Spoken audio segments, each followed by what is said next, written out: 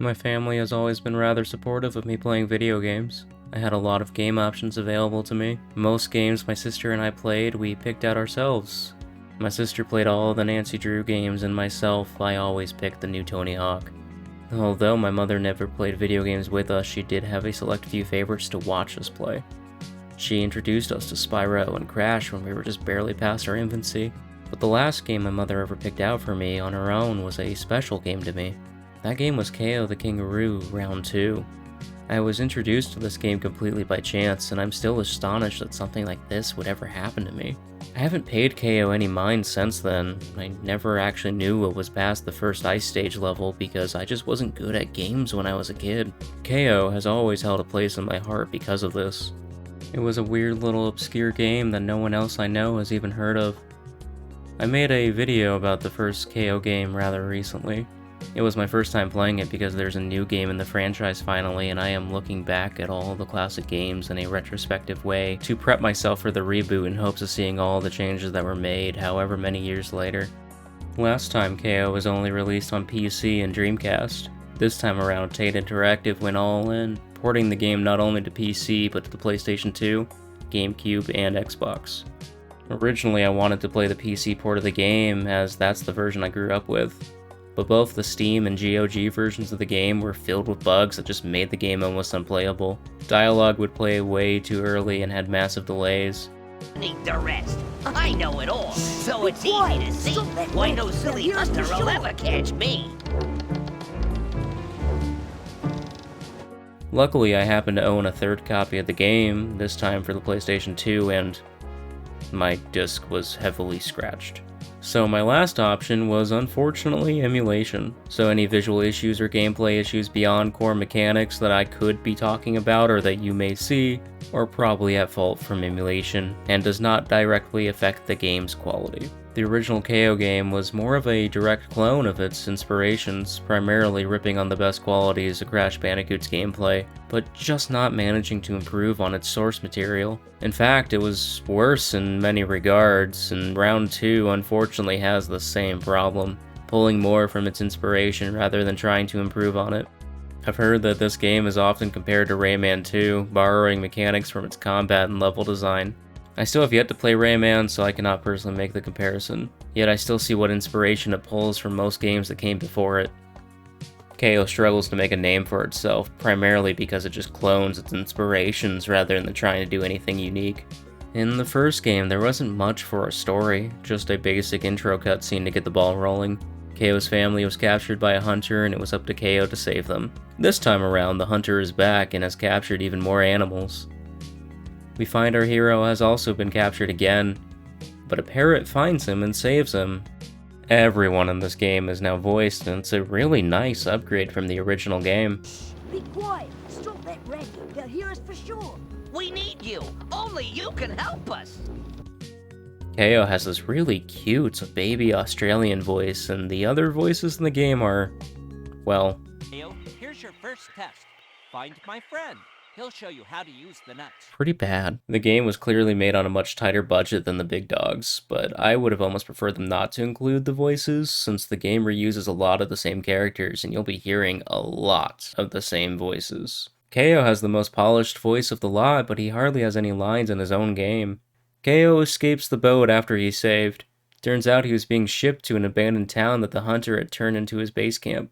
This here is where the game's hub world is located. A really nice change from the previous game's level select screen. However, this hub world is a bit of a strange one. In Spyro the Dragon, the player is presented with multiple world gates plastered around multiple hub worlds. Each hub world is a small, safe space to explore and learn the game's mechanics. Spyro is not completely safe, as he's still given the opportunity to combat the game's more basic enemy type. Each hub world is filled to the brim with gems and collectibles for the player to encourage them to explore, and this adds to their 100% completion rating. The game incentivizes exploration by keeping the player constantly engaged in the world. The places that Spyro flies to from these gates don't per se feel 100% connected to the hub world, but they are themed accordingly so they don't feel horribly out of place. The player isn't required to collect 100% of the items, but it just really adds to the fun of playing Spyro. And if a level ever becomes too difficult for the player, they can opt out of it, as it's not required to finish every level in the game to beat the game. In Mario 64, the player is presented with Peach's Castle as an open-ended world with plenty of little secrets, and keeps the player in a safe space to explore and learn the mechanics of the game, but also leads to rooms that unlock more rooms later based on how many collectibles you get. Nearly any one room can be visited earlier on in your playthrough if completing all the tasks on one level becomes too hard for the player at any time, and they can come back to it whenever they want. As you unlock more of the castle, you're not really going to run into anything that puts Mario into danger except for the ghost a little later in the game, or the very unlikely chance that you would drown swimming in the castle's moat. In Round 2, Kao is placed in a hub world that offers a safe space to explore and collect coins. It's this game's version of the gems from Spyro, but much like Mario, there are no enemies the player gets to fight. Compared to the games that I just mentioned, Kao is a rather linear game. To start the first few set of levels, you have to talk to this beaver. Then for the next, you get on a train. Then you get on a boat, then a seagull, etc. There are these doors that you expect to unlock for level select since they are presented to you in that way, but they are just entrances to bonus levels that you get to play by collecting enough of these purple crystal things. They're just meaningless, boring mini-games that you get to play. There is no level select. You have to go to the next starting point each time. Technically, you can choose to play earlier levels from these mission start screens, but the game doesn't really tell you that you have the choice to do this, and it feels really weird considering Round 2 came out way after the games I mentioned. Even the first game came out nearly 5 years after Mario 64. There is, of course, more to the game than just its hub world, however I feel it's necessary to point out for a game that seems to copy all of its sources quite exactly, it managed to mess up something that I feel is rather simple to design for. The game does manage to contextualize the hub world a lot better for its ending, but I'll save that part for later. The hunter is on the other side of this gate, and there's a big angry guy blocking our path demanding that Kao pays him 3,000 gold coins to open the gate for us. Kao unfortunately is broke and has to go collect coins across the various worlds of the game alongside saving what fellow animals he can. So we approach the beaver to send us off to the forest to save the beaver's friends. Find my friend. He'll show you how to use the nut. Which again is just the same beaver copy and pasted. The game opens up a lot more than its previous attempt. The levels are still very linear, but instead of branching paths for a collectible item, Round 2 focuses more on incorporating twists and turns on the same path. You might have to come back to unlock a door, or go find a button to continue to unlock the path ahead. There are some objects that Kao can toss, like a tree nut or gem, and use them to make a pathway for himself either by knocking something over or popping a balloon or something of the sort. Kinda like the turrets from Ratchet & Clank or the targets in the Zelda game. The game's worlds progress in a weird mess of locations that are pretty much just cloned from the first game, such as after the forest we move on to the winter world, which Kao just jumps on a train ride with the hunter to catch up with him before he can capture more animals. But of course that ultimately fails on Kao's end as the hunter continues to run away from Kao, while we're stuck fighting some other bloke. The snow levels don't really introduce anything too different from the forest levels, except for this ice that Kao has to move more carefully on, as he lost most of his traction and his double jump is removed for some reason. The game just explains this by saying Kao can't double jump when he's on ice. Cool. There was no narrative reason for them to add this. They just decided to make them more difficult, I guess. After that, we move on to an okay water world. This segment is rather short and doesn't completely overstay its welcome, but honestly, it wasn't really welcome to begin with. Rather than save parts of this section for later in the video, I just want to get it out of the way now. In the first Kao game, we had these horrible maze levels that I just could not comprehend how they made their way into a game like Kao. Mazes really bring down the quality of any game to me. Round 2 doesn't have mazes, luckily, but we do have these underwater puzzle levels that slow the game down a lot and demand the player to find these torpedoes and bring them to a turtle cage and blow them open, letting the turtles free to unlock the next section of the map, where you do the same thing over and over. It's such a simple mechanic, but it's just so boring. There isn't anything else to these sections. Kao does get a little gun that lets him shoot the fishes that swim at him in these tubes that are underwater for some reason, but that's really it. If these levels were completely removed from the game, they wouldn't be missed. The next set of levels are these tropical islands. The quality of them are let down a bit by being almost exclusively vehicle platforming. Hello, Kao. I see that you are able to make it to our island. Climb on, I'll carry you. You get to ride the back of these seagulls that can barely fly for even 2 seconds, but the level design encourages more platforming than any other level and removes the lame puzzles in favor of amping up the quality of the platforming.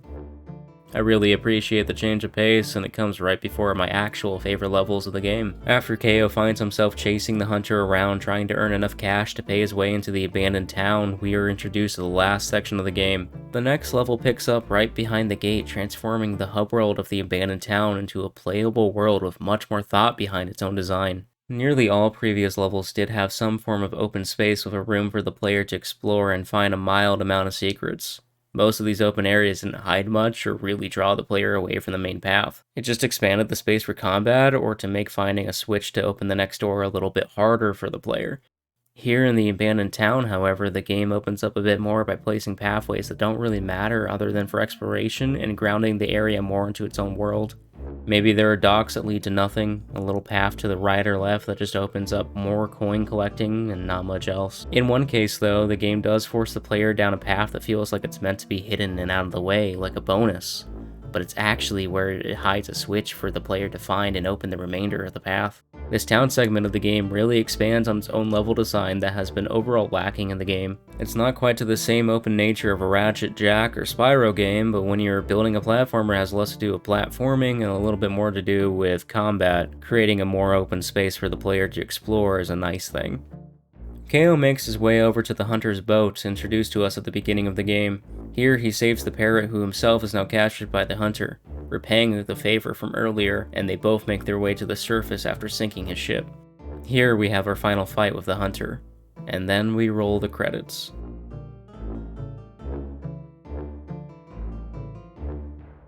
Something that I find rather unique about Kao is how the levels are presented to the player. The hub world might be a massive letdown, but the levels are presented in individual worlds that Kao gets to explore. Most games that I see try to do individual worlds like this, such as Crash Bandicoot, I never see them expand on its own worlds, but just place multiple levels on the same theme, and share the same theming, but it's not a continuation of the last level. In Round 2, 4 levels are chained together in one massive world that Kao explores. They each build up to the expanse of the world as Kao works his way towards the boss of each particular area. In the first world, you start on the forest floor, but you'll work your way up to the tops of the trees, then make your way back down before the boss fight. Each level chains itself into the next, creating a real adventure that the player gets to explore. It grounds Kao in each area better than a hub world ever could. Round 2's gameplay is decidedly more diverse than its predecessor, albeit copying most of what made the first game itself unique. Vehicle levels make a return, but this time they're not nearly as brutal. Before, if the player hit anything, even the walls of the stage, it was an instant game over. Now Kao loses just a bit of health if he hits anything, making the game much more accessible to anyone that plays it, and the game is no longer constantly sending the player back to the start of the stage. They also finally figured out a proper checkpoint system that just works better for this type of game. They are located in a pretty forgiving number, and in particular they make the vehicle segments much more bearable. However, I will say that I don't like how they added the vehicles to this game. You may find yourself on long stretches of water in these barrels, or on a raft that you have to move from section to section after opening up parts of the path. It's unfortunately a very slow-moving part of the game that they only add platforming parts in just to once again hit a button and open a path. All these levels do is slow the game down to a halt. There are some more unique levels of this mechanic. Like the snowboarding levels make a comeback, and this time they're in reference to Sonic Adventure 2 having a massive truck chase Sonic. We now have a massive snowplow chase Kao down a hill.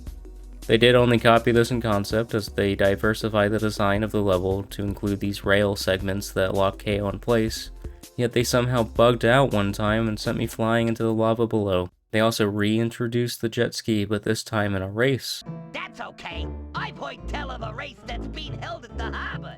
The winner gets 1,000 silver coins. Silver coins? I thought they were gold. Whatever, the race is fine, but lacks any real challenge. You make it through 3 laps in first place and move on. It's very simple, and I blew past the rivals in the first lap. It's a slog, not fun. I don't know why it's here. I also don't know how much this counts as a vehicle, but in the tropical stages, Kao gets to ride the back of a seagull as I mentioned previously. This bird has a short flight pattern that can be recharged by collecting fish mid-flight. It's not particularly challenging, but his moveset allows Kao to make further jumps and move faster than he would otherwise. This part of the game was probably the most enjoyable to me overall since it spices up the monotonous gameplay. Kao's combat has also seen quite the overhaul. Kao still has his boxing gloves, of course, but they took his basic punch and turned into a 3-hit combo. They also relegated the tailspin to his aerial attack. At the press of the square button, Kao also does a roll attack that can increase his normal traversal speed and deal damage while making Kao almost invincible to enemies. If an enemy has spikes on it, Kao will get hit while rolling. I forgot to mention this in my last video, but in the first game, Kao had a range attack as well.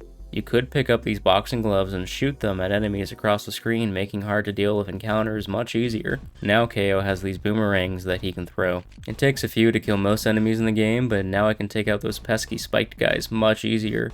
This combat seems to be pulled straight from Rayman 2, hence the mention of the game earlier on, but again, I haven't actually played Rayman. But it's very obvious what game Round 2 took the most inspiration from.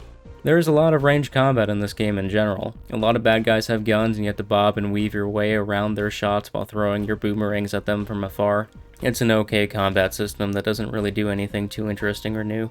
They did add these star collectibles to help improve some of Kao's more basic moves, like the tail whip gets stronger twice, and Kao's rolls become unlimited. You can also collect 250 stars for Kao to have unlimited boomerangs, but the amount of pickup locations to refresh your ammo are so plentiful I never ran out of them. The enemy design has greatly improved to be more focused on this combat change. I previously tried to make the point about the original game's hitboxes being pretty awful. You almost always got hit before you could hit them. That has ultimately changed in this game, albeit without its occasional hiccups. I've seen Kao's fists go right through enemies from time to time, but overall it's a fantastic change that really improves the general flow of the gameplay. Unlike last time where Kao had a life system, Round 2 has completely removed that in favor of unlimited lives and a pretty robust health bar that might be a little too large. You're more than likely never going to die in combat, you'll be more likely to die from a bottomless pit if anything else. Something I feel I need to bring up now is that the level design has done something pretty awkward. Most of the time, Kao can walk through these pools of water. The game does this really cute thing where his head sticks out above the water no matter what, so he doesn't drown. It's really goofy, but it implies that Kao can go in water. Yet there are so many moments in the game that water is just seen as an obstacle. It replaces bottomless pits in a lot of areas and still counts as instant death.